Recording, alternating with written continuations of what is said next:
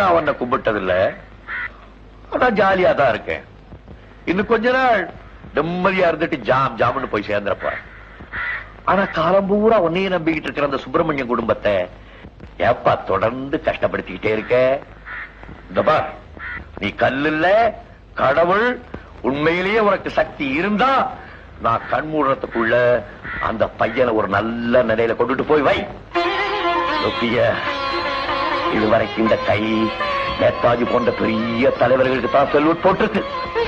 இப்ப முதல் தடவையா நான் உன்னை கும்பிடுறேன். நீ என்ன செய்தியோ ஏது செய்தியோ எனக்கு தெரியாது. ஏதாவது ஒரு ரூபத்துல போய் அந்த சுப்பிரமணியத்தை காப்பாத்து. Okay, perfect.